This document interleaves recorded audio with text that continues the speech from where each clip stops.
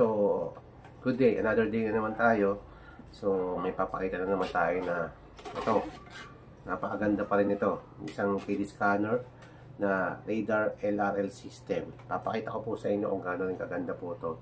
Samplein ko po rin sa inyo na may yan po yung sarap po yung laptop.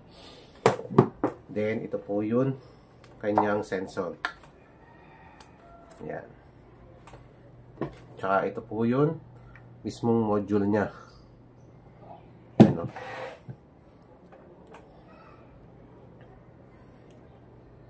Lakas kasi ng ilaw eh, kaya hindi makita. Ayan. Ayan, menu. Ayan. Menu. Ang menu po niya is nasa, pakita natin sa Tesla LRL tsaka 3D scanner. Testingin po natin yung 3D scanner niya, mga ka-TH. So, punta tayo sa laptop. Punta tayo sa visualizer. Ayan o. Click natin. Then, okay na po yan. Naka-paired na po yan. Gagamitin na lang po natin. Check natin. Okay, so, naka-compare po siya. Okay natin. Check natin kung connected na ba siya. Ayan, okay na siya. Connected na po siya. So, ito guys. Ito mga ka-TH. Kapag pinatay ko to, mawawala po siya ng ilaw doon sa connected. Pero pag hindi, pag binuksan mo, connected na po siya. So, ang gagawin na lang natin, ipapakita ko po sa inyo kung napakaganda po. Napakasimpleng scanner lang ito, pero napaka-accurate. So, ang kanya software is Visualizer 3D.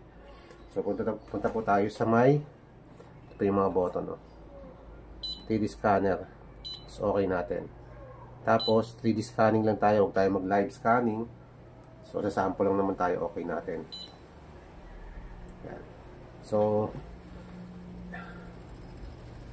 ang gandahan dito, pag ginagalaw natin itong mga ka-TH, itong ating sensor, gumagalaw din po yung ground scanning ng arrow niya. Dito. Ayan o. Ayan o. Papakita ko. Ayan o. Ayan o. Gumagalaw. Kung saan siya nakamove, kung left or right, so, gagalaw din po siya. Ayan o. Kung saan may matututukan siya, yan. Okay, so gagawin natin, tatayo tayo dito, tututok lang natin. Ipakita ko po sa inyo, andun po itong sa ating laptop. Yan. Pindutin ko lang po ito. What? Yan.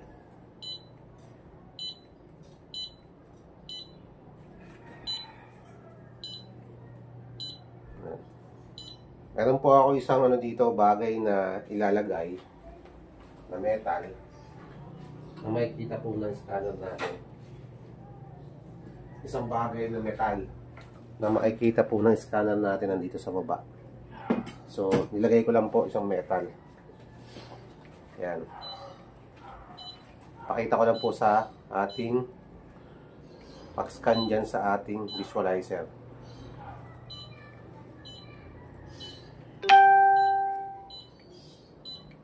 Yan. Yan. So, okay. So, habang ini-scan ko po siya, yan.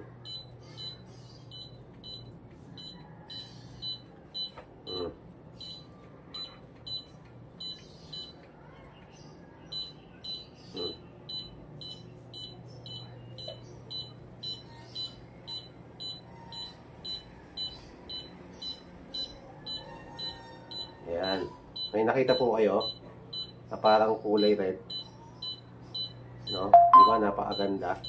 Ibig sabihin, nakuha niya po talaga yun nilagay ko dito, isang metal na tatamaan po ng ating scanner. Ayan o. Yan siya. So, naka 2D pa lang yan. So, ito po yung nakatama dyan. Ito po yung itong radar LRL system natin. Na-detect niya. Check natin.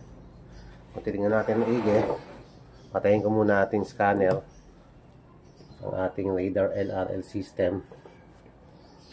Yan. Pinatay ko muna guys. So, kung titingnan natin guys to, may nakikita kayong pula.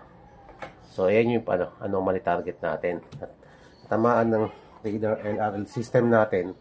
So, napakaganda, no? So ngayon, kung titingnan natin yan, itsura niyan, yan po siya. Ayan, kitang-kita. Nakita. Ibig sabihin, nakita niya po yung itsura ng ating in-scan, actual. So, ganyan po siya kaganda yung radar. Napakahusay po ng scanner din na po na ito. No? Kaya, meron po tayo available sa mga interesado po itong scanner ito. Napakaganda po rin yung scanner ito. Napakahusay. Yan natin. Yan siya. Nag-iisa pag nasa side view. Pag nasa top view, nag-iisang pula.